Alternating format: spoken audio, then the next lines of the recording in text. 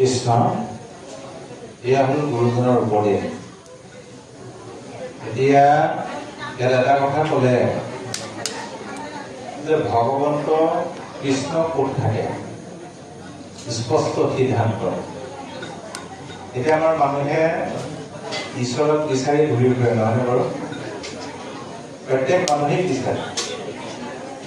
হয়তো ঈশ্বৰক বিচাৰি আপোনালোকে এই গাঁৱৰ পৰা হয়তো ঢকুৱাখানা বাসুদেৱ থানো পাইছে, হয়তো বহুতে টিলিঙা মন্দিৰো পাইছে, ঢেকীয়াখোৱা নামঘৰো পাইছে, বহু লোক হয়তো জগন্নাথ ঘাটও পাইছে। ঈশ্বৰকে বিচাৰি ঘূৰি ফুৰা নাই জানো? এতিয়া প্ৰকৃততে আমি ঈশ্বৰক ক'ত বিচাৰিব লাগে? শিৱই ভগৱন্ত কৃষ্ণক স্তুতি কৰি কৈছিলে, হে প্ৰভু, অ তুমি প্ৰভু আছাহাস বাৰুদয়ত, তত্ত্ব নেপাই তোমাক বিচাৰে বাহিৰত। হে প্ৰভু, তুমি সকলোৰে হৃদয়তে আছা, এই তত্ত্ব নাপাই তোমাক বিচাৰিবলৈ মানুহে বাহিৰত ঘূৰি ফুৰে। ইয়াতো সেইটোৱে কৈছে গুৰুজনে। আচলতে ঈশ্বৰ কৃষ্ণৰ হৃদয় কমলে নজানে পামৰ সবে বিষয় কি কৰে। আমি বিষয়ত বিকল হৈ আছো, আমাৰ মন প্ৰাণ বিষয়ত আছে, সেইকাৰণে আমাৰ হৃদয়তে কৃষ্ণ আছে, আমি এইটো উপলব্ধি কৰিব পৰা নাই। সেইকাৰণে ভাগৱতে আমাক সিদ্ধান্ত দিছে, ঈশ্বৰক বিচাৰি যাব লাগিব আমি। নাৰায়ণে ব্ৰহ্মাক কৈছিলে কৰ্মকল্প, হে ব্ৰহ্মা, তুমি মোক বিচাৰি মাত্ৰ এটা স্থানলৈহে যাবা, য'ত ত'ত বিচাৰি গ'লে তুমি মোক লগ নাপাবা। প্ৰভু, তোমাক বিচাৰি মই কলৈ যাম? হেন মোক বিচাৰিবে সাধুৰ সংগত, জ্ঞান বিজ্ঞানতে হৈবে মোক বিচাৰি তুমি মাত্ৰ একান্ত সাধু বা ভকতৰ সংগলৈ যাবা। ঈশ্বৰক জানিবলৈ হ'লে, ঈশ্বৰক দেখিবলৈ আমাক দুটা বস্তু লাগিব আগত। সেই দুটা বস্তু আয়ত্ত নকৰাকৈ আমি ঈশ্বৰক কেতিয়াও নেদেখো বা উপলব্ধি কৰিব নোৱাৰো। কি? জ্ঞান আৰু বিজ্ঞান। প্ৰথম লাগিব জ্ঞান, দ্বিতীয়তে লাগিব বিজ্ঞান। জানিব লগা বস্তুটো জনাটো হ'ল জ্ঞান, সবিস্তাৰে জনাৰ প্ৰক্ৰিয়াটো হ'ল বিজ্ঞান। জানিব লগা কথা অসংখ্য আছে, মানুহে এটা দুটা নালাগে কোটি কোটি জনমতো জানি শেষ কৰিব নোৱাৰে। কিন্তু তাৰ ভিতৰত আমি চাৰিটা কথা বিশেষকৈ জানিব লাগিব। মই ইয়ালৈ আহিলো, মই প্ৰথম জানিব লাগিব যে মই ক'ৰ পৰা আহিলো। মোক সকলোৱে এটা কথাই সুধি আছে এতিয়া যে বাবা আপোনাৰ ঘৰ ক'ত? মই যদি ইয়ালৈ অহা পাহৰি থাকো মোৰ ঘৰ নাৰায়ণপুৰ বুলি, খেলি লাগিব নাই? এতিয়া আমি প্ৰথম কথাটোৱে নাজানো যে প্ৰকৃততে মোৰ ঘৰ ক'ত। আপোনাৰ ঘৰ ক'ত বাৰু? পাহৰি প্ৰমাণ চাব। মই ইয়াতে বহি থকা আইগৰাকীক যদি সোধো, আইগৰাকী আপোনাৰ ঘৰ ক'ত? অকণমান ওচৰতে এইখন গাঁৱতে বুলি ক'ব, নহয়নে বাৰু? এই নহয় আপোনাৰ আচল ঘৰ ক'ত? চিধাই মাকৰ ঘৰখনৰ কথা ক'ব, আচল ঘৰ। মাকৰ ঘৰখন আপোনাৰ আচল ঘৰ হয় জানো? বিচাৰ কৰিলে মাকৰ ঘৰখন যদি আচল ঘৰ হয়, তেতিয়া আপোনাৰ কেইদিন হৈছিল তালৈ আছে? তাৰ আগত ক'ত আছিলে? তাৰ আগত ক'ত আছিলে? গৈ থাককচোন, গৈ গৈ গৈ গৈ সকলোৰে আচল ঘৰ এখনেই নোলাবগৈ বাৰু। সকলো আমি জীৱন এখন ঘৰৰ পৰাই আহিছো। সেই ঘৰখনৰ নামেই হ'ল বৈকুণ্ঠ। আমাৰ আচল ঘৰ কেইখনহে? পাহৰি থাকিলো। তাৰ বৈকুণ্ঠ থাকিলেও জীৱবিলাকৰ কামনা বাসনা আহে। বৈকুণ্ঠৱতী কৃষ্ণই হ'ল আমাৰ পিতৃ মাতৃ।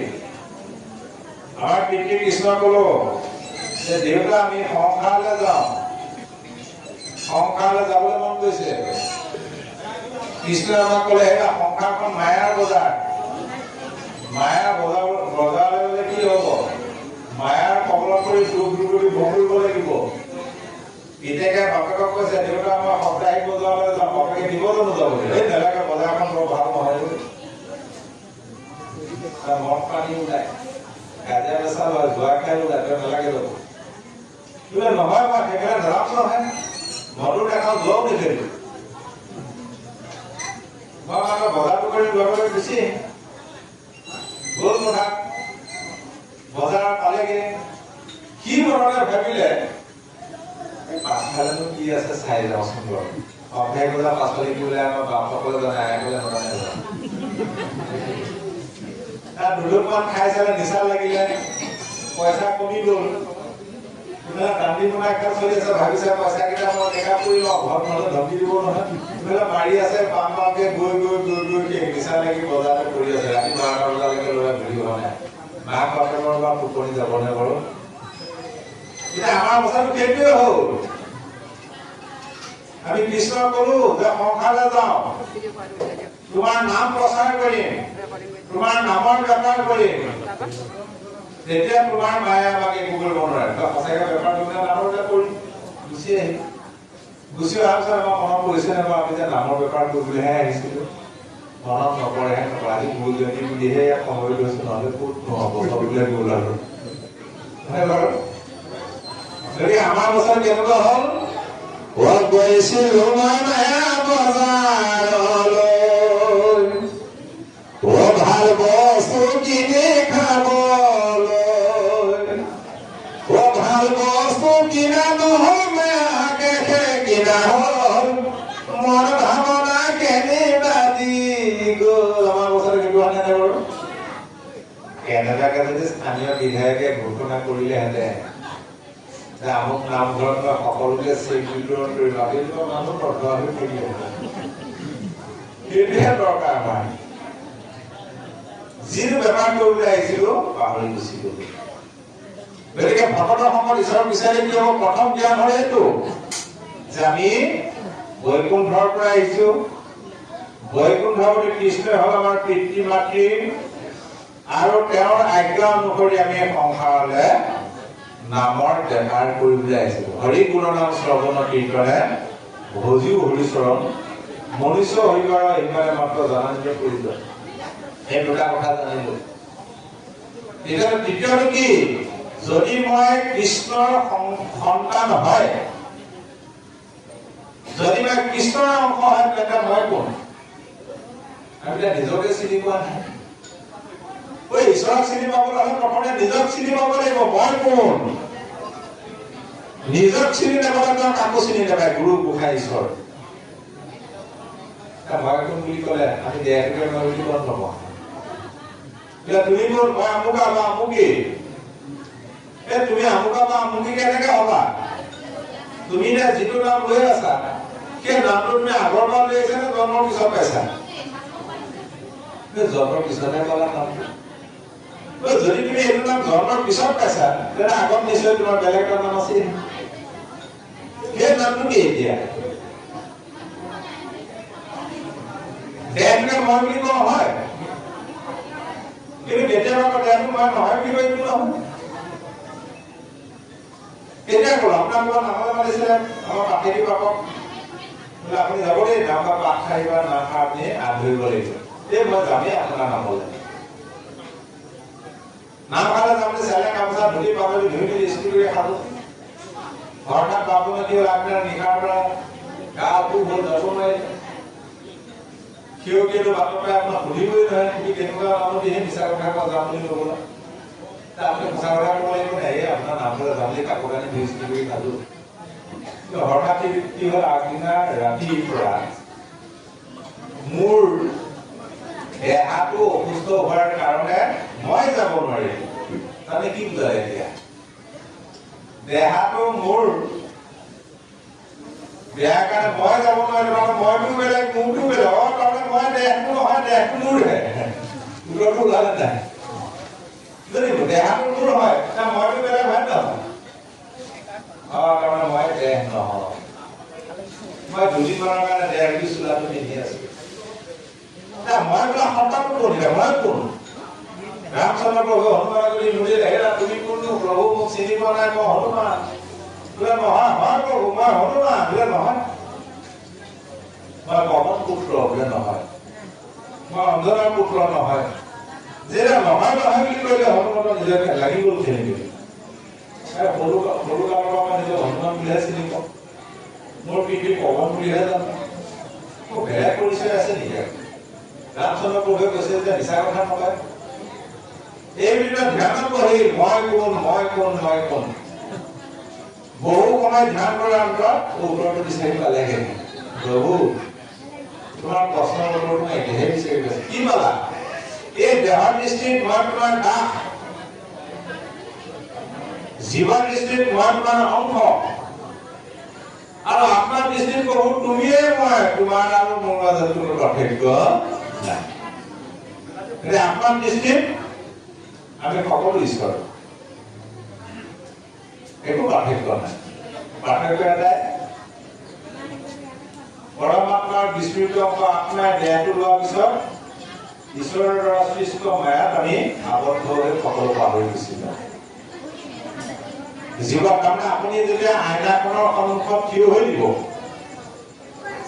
আপোনাৰ হুবহু চেহেৰাটো দেখা নেদেখে আইনাখনত আপুনিয়ে আইনাখনত থকা প্ৰতিবিম্বটো আপুনি হয় নহয় কিবা পাৰ্থক্য আছেনে বাৰু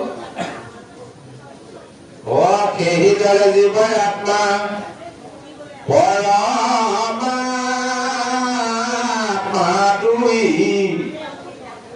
বিচাৰত একে প্ৰকাশ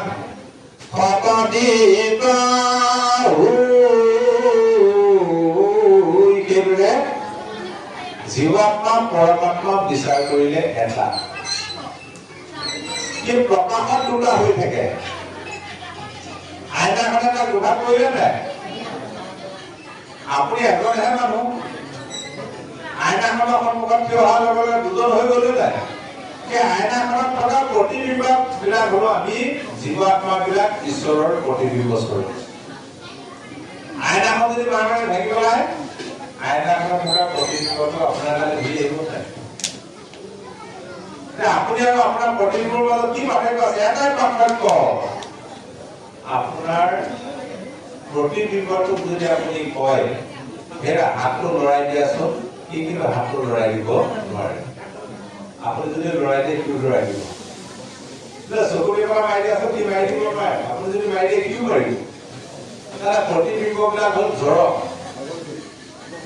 আইনাখনে আপোনাক দুভাগ কৰাৰ দৰে মায়াৰূপী দাপোনখনে পৰমাত্মাৰ পৰা আত্মাবিলাকক পৃথক কৰি পেলালে সেইকাৰণে আমি সকলো কথা পাহৰি দিলো সেই মায়াৰূপী দাপোনখন আমাৰ দেহত কি কি গুণত আছে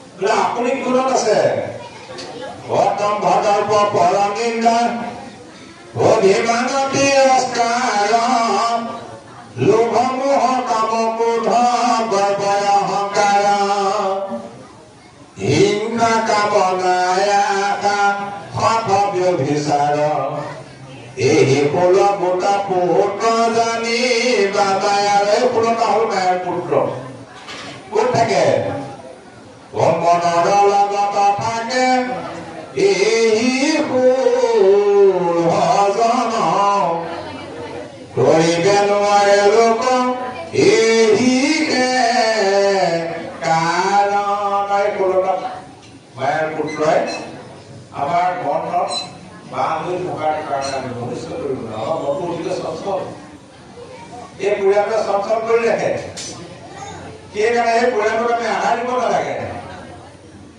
আৰু এটা পৰিয়াল আছে এইটো সাত্বিক পৰিয়াল এতিয়া আমি ভগৱানৰ সময়ত কৃষ্ণ কথা শুনি আছো আমাৰ যিটো সৎ পৰিয়াল খাদ্য বছৰ ধেমাল বেয়া প্ৰেম কৰা প্ৰভৃতি সৎ গুণবিলাক এতিয়া আহাৰ খাই আছে সিহঁতৰ বল শক্তি বৃদ্ধি হৈ আছে সেইকাৰণে আধুনিক পৰিয়ালটোৱে এতিয়া একো কৰিব পৰা নাই বুজিছেনে বাৰু কাম কৰিলো মই আপোনাক একো কৰিব পৰা নাই সেইকাৰণে সঘনাই এই ব্যৱস্থা বুজিলে সঘনাই নিদিও 1 মিনিটৰ পৰা 10 মিনিট বা 1 ঘণ্টা 2 ঘণ্টা যিমান পৰা ভগতৰ সংগ লোৱা একেখনৰ মানে যিটো শুনে কৃষ্ণ কথা তাৰ দিনে আমাৰ জীৱন যায় বৃথা দিনটোত আপুনি যিকোনো সময় কৃষ্ণক চিন্তা কৰিলে, যিকোনো সময় আপুনি কৃষ্ণৰ কথা শ্ৰৱণ কীৰ্তন কৰিলে, সেইকণ সময়হে আমাৰ সফল হয়, বাকীবিলাকে এনেই যায় সময়। গতিকে যেনেদৰে গছৰ বীজ এটা অংকুৰিত হ'বলৈ হ'লে উপযুক্ত পৰিমাণৰ তিনিটা বস্তু লাগিবই। বায়ু, পানী আৰু তাপ লাগিব। উপযুক্ত পৰিমাণৰ বায়ু লাগিব, পানী লাগিব, তাপো লাগিব, তেতিয়াহে গুটিটো গজিব। ঠিক সেইদৰে আমাৰ দেহত থকা অসৎ বীজ আৰু সৎ বীজ, সৎ গুণবিলাক আৰু অসৎ গুণ দুটা আছে নাই? এতিয়া আমি এটা সৎ পৰিৱেশত আছো, সৎ সংগ, সৎ আলাপ, সৎ ভাৱনা। এই তিনিটা পৰিৱেশ হোৱাৰ কাৰণে আমাৰ এতিয়া সৎ গুণবিলাক অমূল্য হৈ গ'ল, বুজি আছে? জিকা নাই। যদি কেনেকৈ অসৎ সংগ, অসৎ আলাপ, অসৎ ভাৱনা যদি আহি গ'ল, তেতিয়া আখৰিক গুণবিলাক সম্পূৰ্ণ হ'ব। ভাল হ'বলৈ হ'লে বেয়াৰ সংত্যাগ কৰিব লাগিব। সংগ মূল বস্তু। তৃতীয় শ্লোকৰ ভাগৱত কপিল গগৈয়ে মাকক কৈছে, মানে জীৱৰ দুৰ্ভেদ্য বা সসংগক কহায়, কিন্তু দুৰ্জনৰ সংগ তেজিবে লাগে। সেই সংগ নিজে যদি কৰে সাধুক, মূৰ্খৰ দুৱাৰ দেৱে হইলে কমূৰ্খ। যিসকলে মদ্যপান কৰে, মদত নিচা বহিব, নেখালে থাকিবই নোৱাৰে, সেইসকলে মদ কৰিবলৈ হ'লে প্ৰথমে মদ খোৱা পাৰ্টনাৰকেইটা এৰিব লাগিব, তেতিয়া মদটো এৰিব পাৰিব।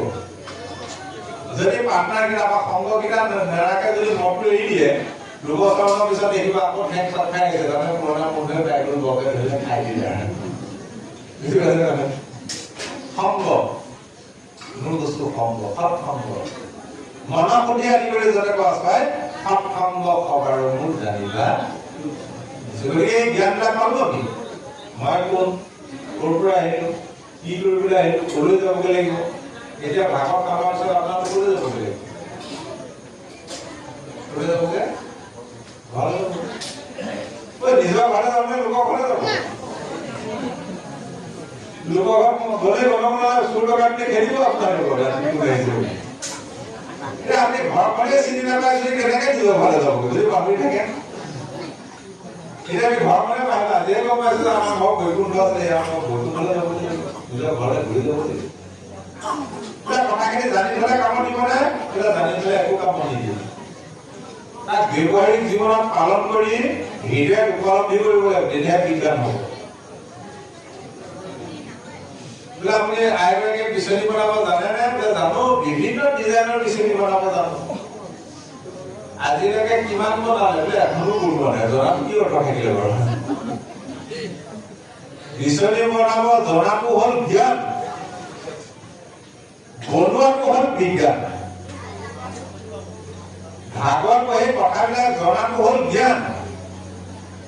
এই জ্ঞানে একো কাম নিদিয়ে। ভাগৱত মুখস্থ হৈ যোৱা গোটেই জ্ঞান একো কামত নিদিব, যদিহে মই নিজৰ জীৱনত তাক প্ৰয়োগ নকৰোঁ। প্ৰয়োগ কৰিলে বিজ্ঞান হ'ব।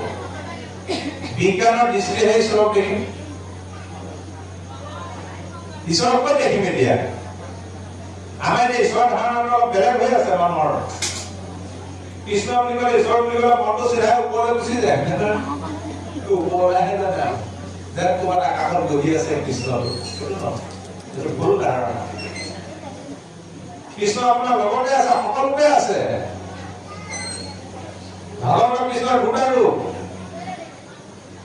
এটা বহিৰ্জাগতিক ৰূপ, এটা আধ্যাত্মিক ৰূপ। মানুহে বহিৰ্জাগতিক ৰূপটো গুৰুত্ব নিদিয়ে। গুৰুজনে কিন্তু সাকাৰ ঈশ্বৰৰ কথাহে আমাৰ বৰ্ণনা, সাকাৰ ঈশ্বৰক গুৰুত্ব দিয়া। যাৰ দেখাজনকেই গুৰুত্ব নাই, নেদেখাজনক কি বাৰ পাব?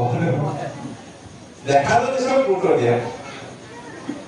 দেখা ঈশ্বৰ কোনজন? তোমাৰ লগতে আছে। যদি তোমাৰ লগত আছে, সকলো হৃদয়তে আছে। এতিয়া আপোনাৰ হৃদয়তে কৃষ্ণ আছে। আপুনি চাবচোন বাৰু, এতিয়া আপোনাৰ হৃদয়তে কৃষ্ণ আছে। মনত দিম চাব দেই। এতিয়া প্ৰত্যেকৰে চকুকেইটা টিপটিপ লগ কৰি থকা নাই নহয়। এই যে আপোনালোকে চকু টিপটো মাৰি আছে, চকু টিপটো মাৰো বুলি মাৰিছে নে নিজে নিজে হৈ আছে? নিজে নিজে হৈ আছে কাৰণে বাচি আছে, মাৰো বুলি মাৰিলে বন্ধ কৰিব লাগিব। এবাৰ গুৱাহাটী চিটি বাছৰ ল'ৰা এটা ধুনীয়া ছোৱালীজনী সেই দিনে কাটতে চকুটি মাৰে এইটো 3 মাহ জেলত সোমালে ছোৱালীজনী উকিল আছিল তাৰমানে আমাৰ নিজে মৰা চকুটিটোৰ ওপৰতো আমাৰ অধিকাৰ নাই আছে নে বাৰু যদি চকুটিটো নিজে মাৰো বুলি মাৰিব নোৱাৰো তেতিয়াহ'লে আমাৰ অধিকাৰ আছে জানো চকুটিটো উশাহ নিশাহটো নিজে লওঁ বুলি লৈছে নিজে হৈ আছে নিজে হৈ আছে যদি আমি লওঁ বুলি লৈছো গোটেইবিলাক মানুহে এনেকে শিকিবলগীয়া হ'লে লওঁ বুলি লোৱা হ'লে কোন থকাৰ কাৰণে হৈ আছে পৰম পুৰুষ পৰমেশ্বৰ ভগৱন্ত কৃষ্ণ পৰমাত্মাৰূপে আমাৰ হৃদয় থকাৰ কাৰণে এইটো হৈ আছে কেইজন কৃষ্ণই যদি আপোনাক এয়া বহাচোন দে মই বাহিৰৰ পৰা আহোঁ আপুনি গৈ দিব পাৰিবনে বাৰু কেইজন ওলাই গ'ল লগে লগে আপোনালোকৰ সমাধান পোৱা অসুবিধা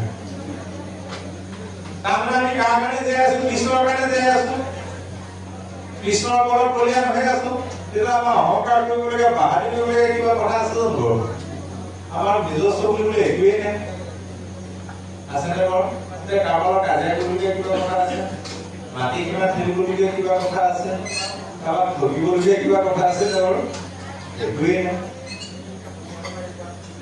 যেতিয়ালৈকে কৃষ্ণ থাকিব আপুনি মেডিকেল যাবচোন কিবা অসুখ এটা আছে দেখাবলৈ গৈছে ডাক্তৰে চাই পেলাই আপোনাৰ বডিটো চেকআপ কৰিব লাগিব বুলি ক'ব বডি কৃষ্ণ থকাৰ কাৰণে বডি বুলি কৈ আছে কিবা স্বৰূপত কৃষ্ণই আপোনাক এৰি দিলে ডাক্তৰে বডি বুলি ক'বনে কি বুলি ক'ব সেইটো লগতে ডেড বডি কাৰণে কৃষ্ণ থকাৰ কাৰণে বডি কৃষ্ণ এতিয়া লগে লগে ডেড বডি বুলি উৎসৰ্গ কৰিব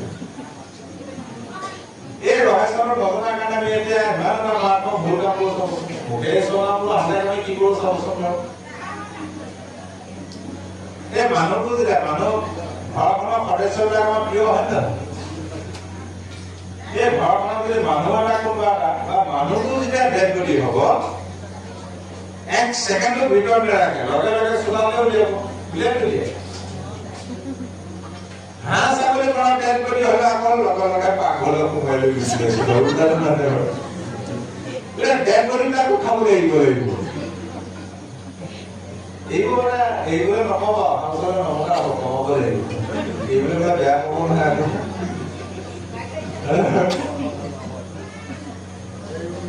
গুৰুজনে আমাক সাকাৰ ঈশ্বৰক ভজিবলৈ কৈছে নিৰাকাৰ ঈশ্বৰক ভজিবলৈ কোৱা নাই আমাৰ ঈশ্বৰ ভকতৰ ঈশ্বৰ হ'ল সাকাৰ নিৰাকাৰ নহয় ঈশ্বৰ নিৰাকাৰ আছিল সৃষ্টিৰ আদি যেতিয়া সৃষ্টি কৰিলে সাকাৰ ৰূপটো লৈ ল'লে ঈশ্বৰৰ সাকাৰ ৰূপটো গঢ়ি যাবলৈ দিশত ভয় একেমাত্ৰ ব্ৰহ্ম থাকা সৃষ্টিৰ আদিত জগত স্বৰূপে তেওঁ ভৈৰৱ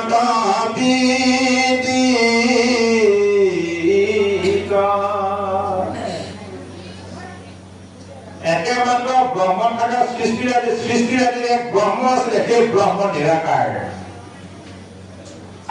যেতিয়া সৃষ্টি কৰি ইচ্ছা কৰে নিজকে জগত স্বৰূপে প্ৰকাশমান কৰি পেলালে তেওঁ নিজকে নিজে সৃষ্টি কৰে বহিৰ্জাগতিক ৰূপটো জগতখন গোটেই আমি চকুৰ আগত যিমানবোৰ দেখিছো যিমানবোৰ শুনিছো এই সকলোবিলাক হ'ল ঈশ্বৰৰ আকাৰ ৰূপ এই আকাৰ ৰূপক গুৰুত্ব দিব লাগিব সেইকাৰণে গুৰুজনাই কৈছে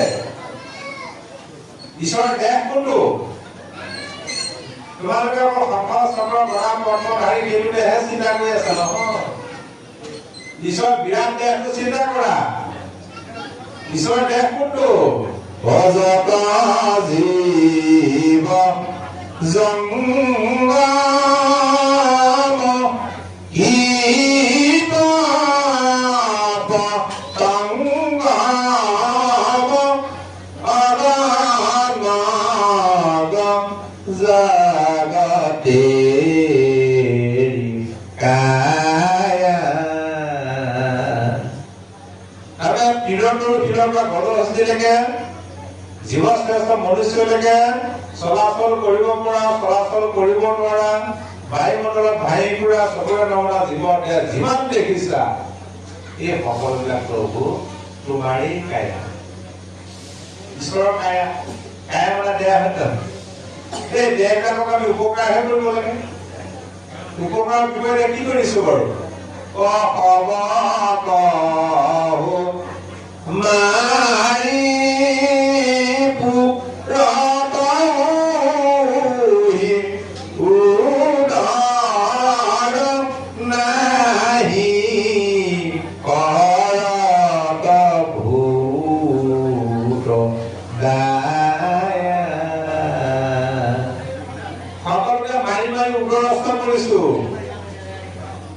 যিমান তৃপ্তিৰ কাৰণে আমি ভোটৰ দায় কৰিব পৰা ভোটৰ দায় পৰম ধৰ্ম আমি মুখে ঈশ্বৰৰ নাম লৈছো হাতে কামে আকৌ ঈশ্বৰকে প্ৰহাৰ কৰাৰ নিচিনা নহয়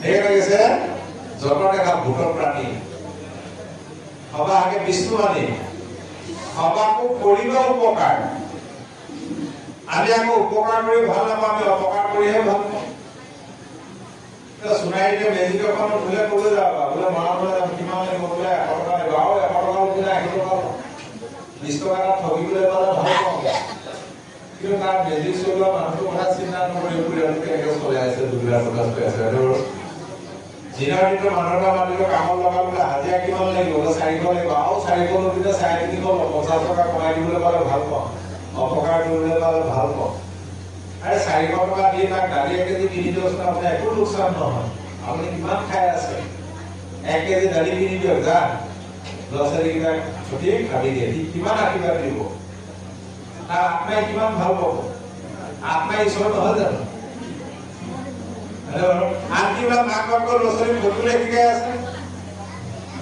বাপেকে মান কিনি মাৰিলে ল'ৰাটো ক'লে মানখিনি জুটিয়াই তুমি মাকৰ নাম আছে নামবা আমৰা ফাইনাল দিব তে দেউতা কেনেকৈ জুটিয়াই নামবিলাক কাপত দিব গৰুবিলাক নালো খাই দেউতা মানুহক খাও ধৰিবলৈকে শিকাই আছো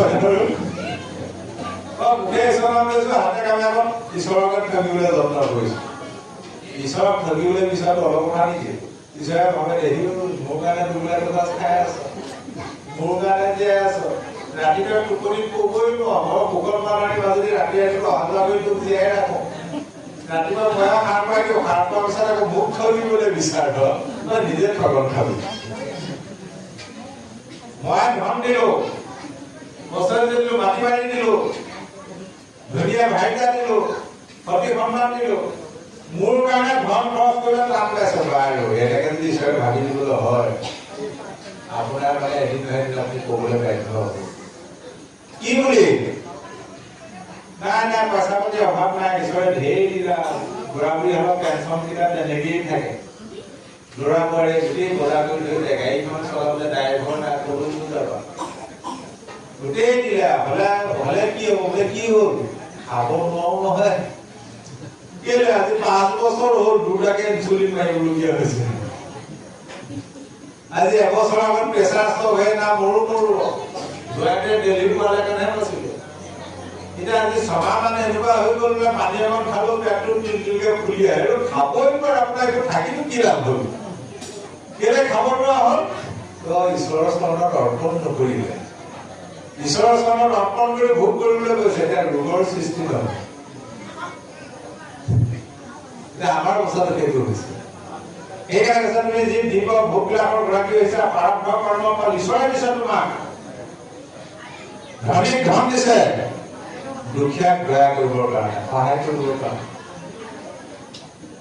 আপোনাৰ দুটা ল'ৰা এটা প্ৰতাপী ধনী সৰুতে একেবাৰে দুখীয়া দিন হাজিৰা কৰি খায় এই ধনীটোৱে যদি দুখীয়াটোক যদি মাহে মাহে চলিবলৈ পইচা দি থাকে মাক বাপেকে কিমান শান্তি পাব ভাল পাব নাই প্ৰভু দিছো আমি সমস্ত ঈশ্বৰৰ সন্তান সেইকাৰণে গুৰুজনে কৈছে সকলোকে সেৱা কৰা সেৱাই ধৰ্ম সেৱা 4 প্ৰকাৰ কায়িক সেৱা আৰ্থিক সেৱা মানসিক সেৱা বৌদ্ধিক সেৱা দেহটোৱে সেৱা কৰাটো হ'ল কায়িক সেৱা অৰ্থনৈতিক সহায় কৰাটো হ'ল আৰ্থিক সেৱা মানসিক উৎসাহ দিয়াটো হ'ল মানসিক সেৱা ডাক্তৰবিলাকে চাবচোন আপোনাৰ অসুবিধা ডাক্তৰ হ'লে দেখক ডাক্তৰ যদি কয় এই আচলতে পালেগে আপুনি মৰিলে আপোনাৰ ডাকে দিলে একো নাই ভাল হৈ যাব সেইটো মানসিক কিয় আপোনাৰ লগে লগে উৎসাহ আহিব না আধাৰ ঘণ্টা ভালেই হৈ গ'ল বুদ্ধি কোৱা মানে হ'ল দিহা পৰামৰ্শ দিয়া কি ভাবি ঈশ্বৰ ভাবি কিন্তু আমি যে মায়াৰ কবলত পৰি আছো দেহ ঈশ্বৰক ধৰিবলৈ যায় এবাৰ বাপজনৰ অসুখ হ'ল নাই বেমাৰ ভাল নহ'ল মাটি বাৰী বেছি এৰাই হৈ গ'ল আৰু কিহৰ সম্পত্তি বুলিবলৈ গাই এজনী আছিলে গাইজনী বেছি বুলি বেপাৰী মাতিলে বেপাৰী তিনিবাৰ আহিছে ৫,৫০০ টকা দিছে গাইজনীৰ দাম ৫,৫০০ আইগৰাকী ৰাতিপুৱা গুৰুজক মানে গা পা ধুই ধূপ ধূনা জ্বলাই ঈশ্বৰক ক'লে প্ৰভু বহুত দিন হৈ গ'ল বাপজনৰ বহুত ভাল হোৱা নাই মাটি বাৰী সৰ্বস্ব গ'ল সম্পত্তি বুলিলে একো নাই গাই এজনী আছে তুমি যদি মোৰ বাপজনক ভাল কৰি দিয়া গাইজনী ৫,৫০০ দিছে বেছি ৫,৫০০ টকা মই তোমাৰ নামত লগাই দিম তোমাকে দি অৰ্পণ কৰি দিলে দুদিনমানৰ পিছত বাপজন ভাল হৈ আহি গ'ল এমাহমানৰ পিছত ভাল হৈ গ'ল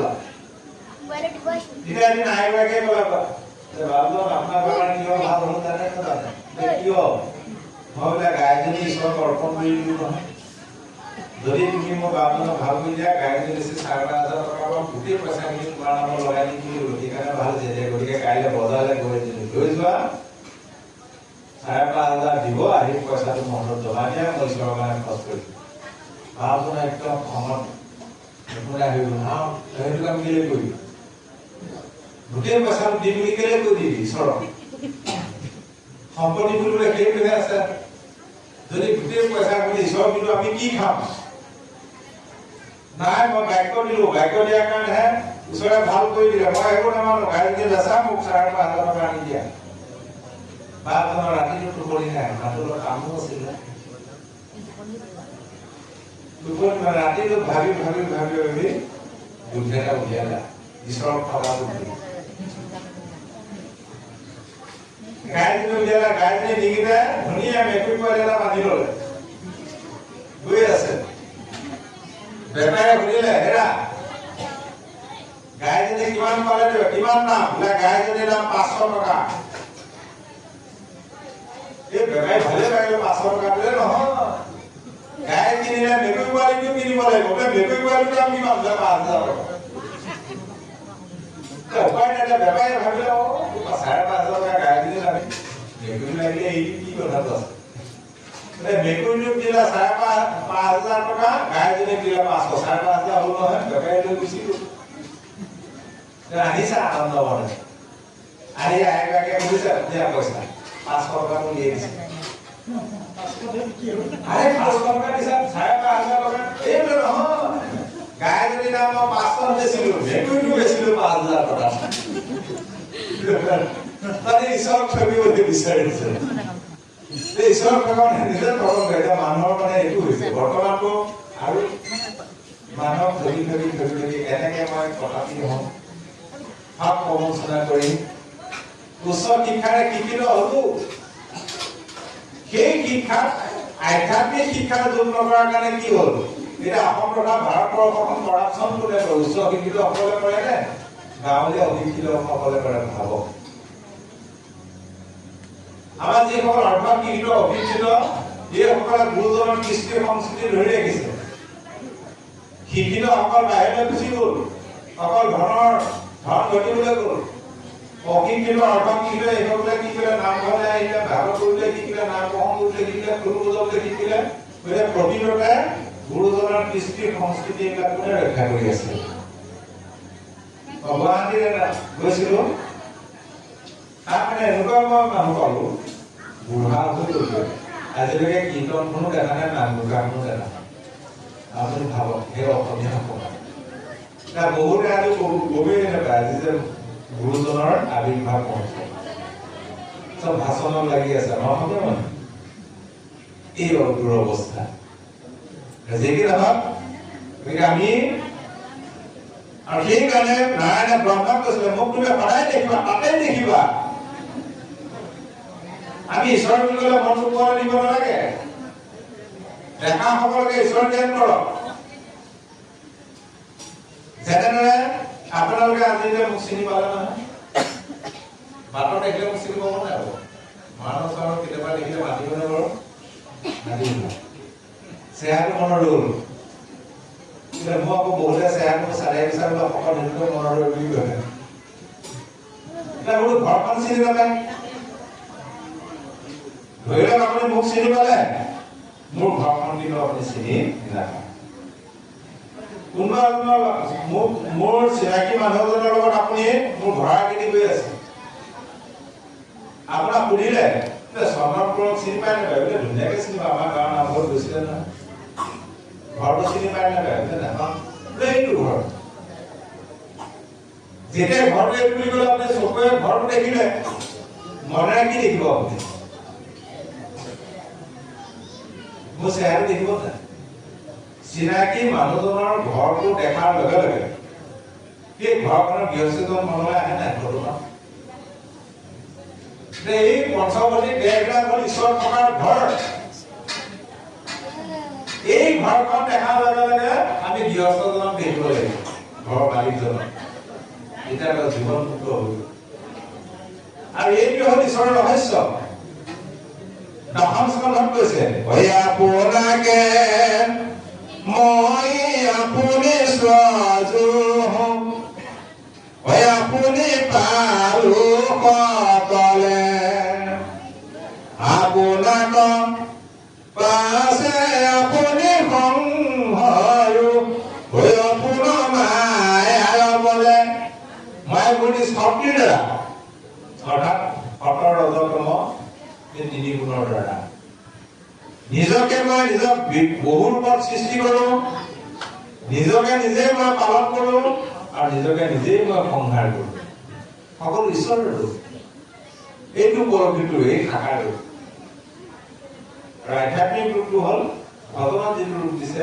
হৃদয়ত চিন্তা কৰা এইটো ভাই মুখে দ্বাৰা হৃদয়ে ধৰা ৰূপ এনেকে মুকুতি বাবা কহিলো স্বৰূপ মুকুতি মানে জীৱন্ত মুক্তি এখানে উদ্ভাবক আছে এৰা ভগবান নয় ৰহস্য ভক্তি কথা কও শুনা গুণী উদ্ধবয়াবে ৰহস্য ভক্তি শুনা সাৱধানে তাক স্থিৰ কৰি মতি সমস্ত ভূততে ব্যাপী আসময়ী সদা মানিবা তুমি বিষ্ণু বুদ্ধি কৰি সমস্ত ভূততে বিষ্ণু বুদ্ধি নুহে যাবে কায় কাক্য মনে অভ্যাসিবাই হি ভাবে দেহ ব্ৰহ্মময় যিটো সমস্তে ও জীৱন্তে মুকুত হুৱে ও চিৰকাল এইটো ৰহস্য ভুলে ভুলক কাঢ়িব পাৰি ঈশ্বৰৰ ৰহস্যটো তেওঁ সৰ্বভূতত বিৰাজমান হৈ আছে অন্তৰ্যামী ৰূপে এইটো ৰহস্য ৰহস্যহে উদ্ঘাটন কৰিব পাৰি এইকাৰণে কৈছে শ্ৰৱণ কীৰ্তন ৰহস্য ভকতি ইয়াক বিবক্ষ মাত্ৰ কৰিব সম্পত্তি